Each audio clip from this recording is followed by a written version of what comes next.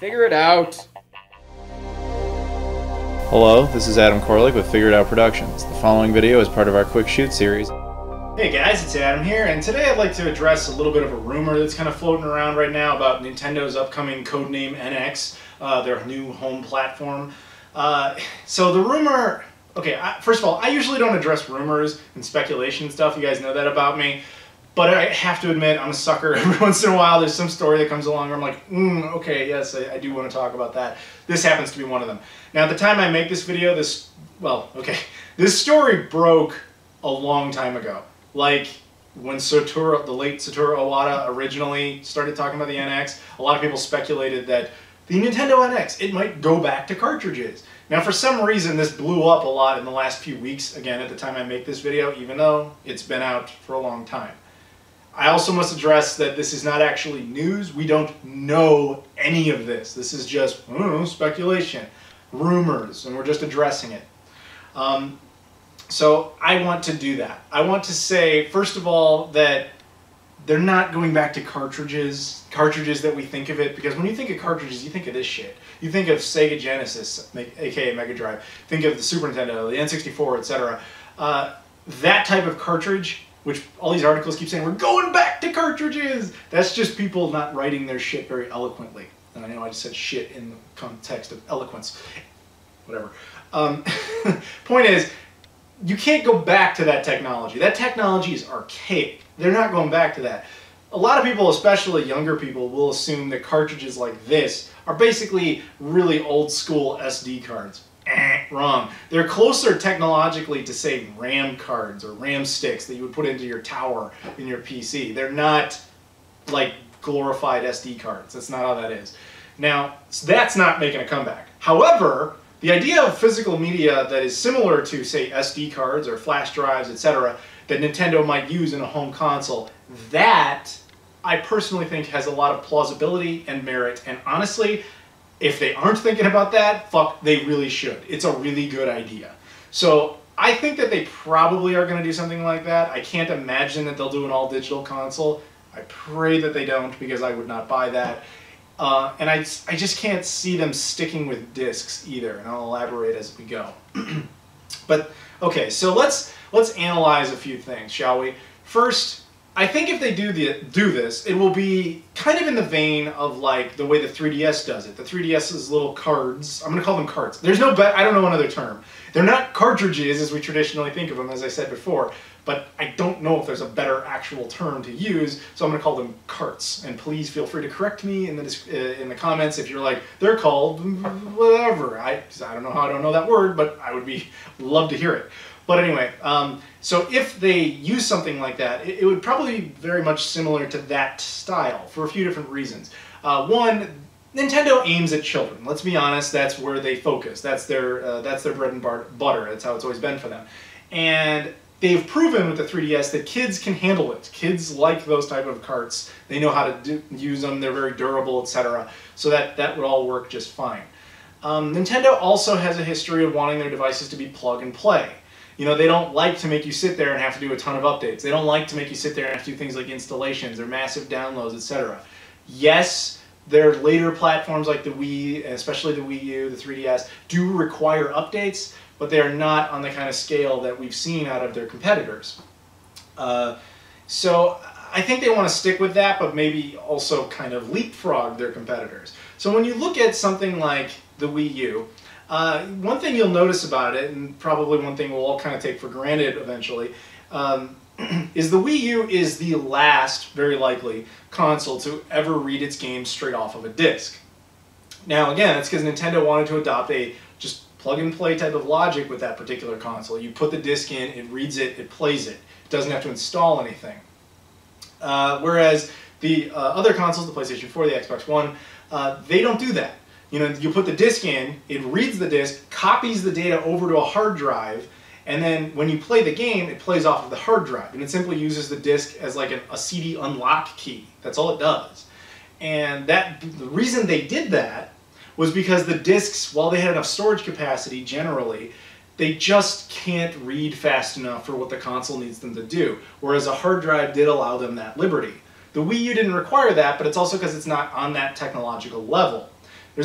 Side note, there's only one console that ever, legitimately anyway, allowed you to marry these two concepts, and that was the Xbox 360, that allowed you to play games off of a disc, but also optionally install the games onto a hard drive so that you could get the superior load times out of it. I'm not going to credit this with that, but I think that there's a possibility, especially when Nintendo looked at like the later handful of multiplats, let's say like Assassin's Creed 3 or something, that existed on the 360 and existed on the Wii U. Nintendo might have observed that even though the 360 was like 8 years older, if you played the game off of a hard drive, the load times were better than they were off of a Wii U, which was probably kind of embarrassing for them. But they didn't build that console for the optional installation. So the thing is, these flash cards, SD cards, carts, would bypass this problem. They don't want to, I can't imagine they would be dumb enough to release a console that just catches up to what the Xbox One and the PS4 are. I think they want to leapfrog them.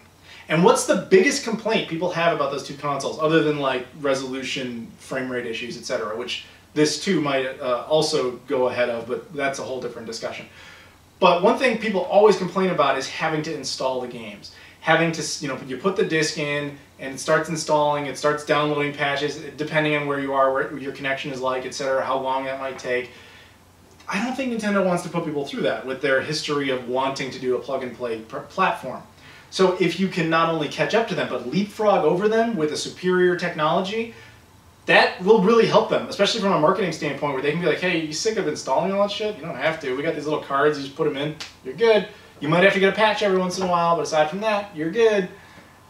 I think that that's more likely the route they would want to go, from that reason alone, but I'll give you some more. That would make the console potentially much cheaper to produce, because one thing that's expensive to produce is, frankly, moving parts. It makes the console much less reliable when you have moving parts in it. So if you potentially have a cartridge-based console, you don't necessarily have those moving parts, which is why a lot of the older consoles like N64, Genesis, etc. last a lot longer. Now, I can't imagine that this machine would be that simplistic, where it's essentially just a motherboard and a cart slot, which is like a RAM slot again. But if it doesn't have a CD drive, essentially, then it doesn't have that potential issue. It does make it cheaper to produce. That's just one aspect of it. But if you look into Nintendo's history, you'll notice that there's an interesting trend with them and licensing. They don't like to play ball with media licensing. And what do I mean by that? Well, let's say you're a technology company and you want to make something that for some reason plays music CDs, for example. Granted, that's an archaic technology as well, but let's just say that's what you wanted. Like you're making you're some company that's making a new type of Blu-ray player, and you want it to be able to play music CDs as a bonus. Well, for that to work, you have to go to the company that owns that owns music CDs and get their permission, which they will give you, but you have to pay them a licensing fee. And that company happens to be Sony and Philips. They kind of own that concept together. So you'll pay them, they give you the ability, your device plays it. Now this is still relevant even now. For example, the Xbox One has that. It plays music CDs, and that meant that Microsoft had to, again, cut a deal with Sony and Philips to get that in there, even though Sony is a competitor of theirs. Doesn't matter. That's just how the business world works. Nintendo has never done that. Nintendo has never released a console that plays Blu-rays, or DVDs, or music CDs. In fact, I think Sony owns all three of those formats. Now that might be one of the reasons that Nintendo's never played ball, is because they have this historically bad relationship with Sony. I mean, beginning with the whole Sony, Nintendo, PlayStation debacle of the early 90s. Did videos on that, I'm not talking about that again. But that could be a part of it. It could also just be that Nintendo just doesn't care about that function. Either way, they've never really cared about incorporating media into there. So I can't see them being like, oh, we should get a Blu-ray drive. There's no point. They're not going to want to pay Sony for that. And I can't see them wanting to develop their own disc-based format, because that's a lot of R&D into a technology that can really only go as far as those two consoles have already taken it. Whereas if they make these little carts, they keep the whole thing in-house, and they have a perfectly good excuse to not give you those physical movie experiences, because they've never done it, with the exception of the Panasonic GameCube, but that was kind of Panasonic's baby. So yeah, I could see all of this kind of matching up and making a lot of sense. If you add in a couple of these like rumor factors, like we know there was a a rumor about how the NX is designed to be like half of a handheld and half of a console. The idea being to kind of successfully do what the Wii U kind of sort of tried to do, which was, right, so the Wii U tried to be a console that was also a handheld. You know, you could play it on a television, or if somebody else was using the television, you could play it on the gamepad, right? But the problem with that was you couldn't really go further than like 25 feet away from the console. The idea with the NX potentially is that you can successfully get away from the television. Now I've heard, and again this is all rumors, that the handheld version might be what's launching in March of 2017, and the home console version might be what's launching in like November. That's pure speculation and nothing but. It could all be in one package deal. We don't know that yet. But, so again, how would you do that? Like logically, if you're going to have this essentially two platforms that are the same particular device, well, little mini cartridges would help with that because you could fit them in both things. See what I'm saying? I just think it makes sense. A lot of it makes a lot of sense to me. So, I don't know. The only real negative to this, though, I think there's a lot of great technological advantages to this, including how big those carts can be. They can be huge. I mean, physically they can be very small, but they can hold massive amounts of data that Blu-ray could never even dream of hosting. But whereas there is one really obvious flaw that I know a lot of people will get on Nintendo's case about if this goes forward, which is, say it with me, lack of backwards compatibility. I mean, you might be able to get like 3DS games to work on this thing, but that might be it. Maybe DS as well.